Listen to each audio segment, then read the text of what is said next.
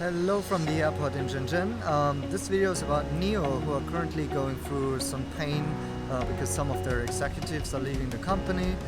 Most famous is the co-founder Cheng, who says he's retiring.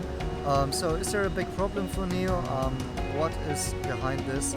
And should we worry about the company? So Cheng is one of the co-founders of NIO Waylight, an electric car company from Shanghai. Founded in 2018, they took it public very quickly, which is one of their big successes. Went to the New York Stock Exchange, got listed, and well, after getting listed, having quite a bumpy ride on a stock exchange. So I've been following NIO closely. First of all, I'm a shareholder. I invested a little bit in stock.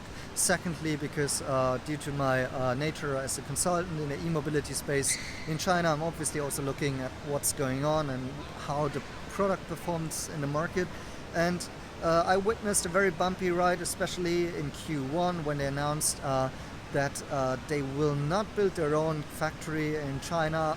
They caught lots of retail investors, such as myself, in a blind spot. So I guess many people started to look at NIO as the kind of new Tesla from China and started investing the private money, and may have not so much knowledge about the company or the bigger vision of the company.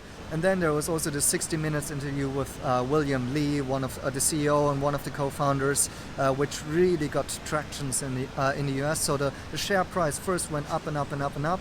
And then after releasing the Q1 earning call and having really bad numbers, and consecutively in the Q2 where they had a big battery recall, the shares price I think dropped more than 70% in value. So it's been a massive downward trend in the recent past.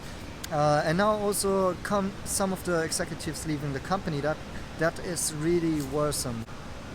But from my point of view, I always thought of NIO as a very risky investment, looking at the longer term future and what will happen when e-mobility becomes more of a mass market phenomena. And I can totally see why there are reasons that the share price is tanking.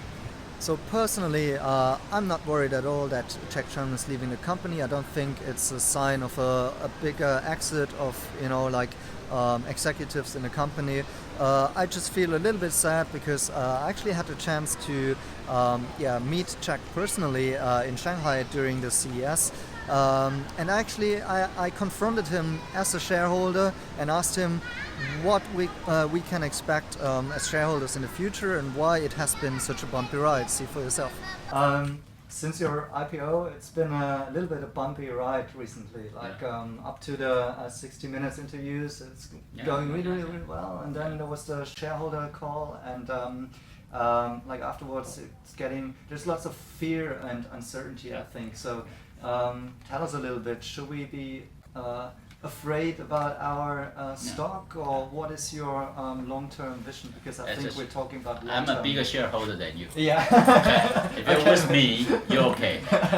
I'm very confident that the shares is always and when you are in the downturn, because of not only the company itself, it's the whole environment. Yeah. The incentive coming back, all this industry is dropping, and so on.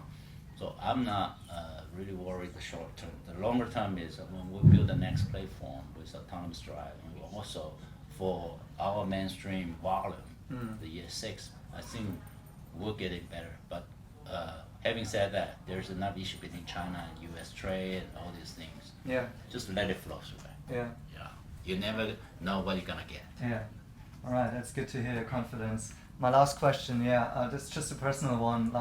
Why do you do this new adventure in co-founding NIO? I mean, you've been chairman of Fiat before, right? So why you want to jump into this? I'm just using some gesture to differentiate.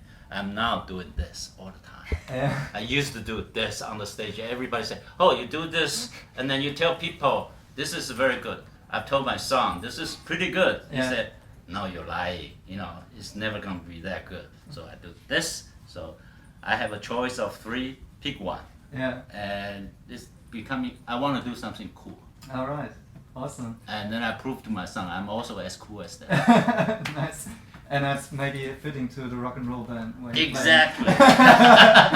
Awesome. Thank you so much Thank for you the very much. interview. Thank you. In the video, Cheng is a very positive guy. He's very charismatic.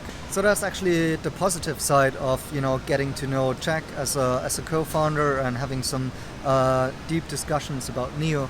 However, what I think is the bigger problem here for NIO is really not that some executives are leaving or that the share price is tanking.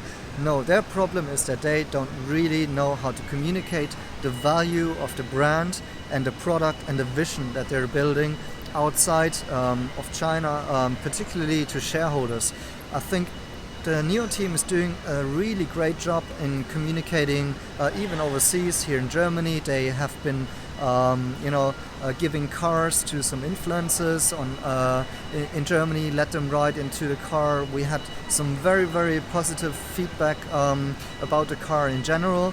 So they're doing a really great job on this side.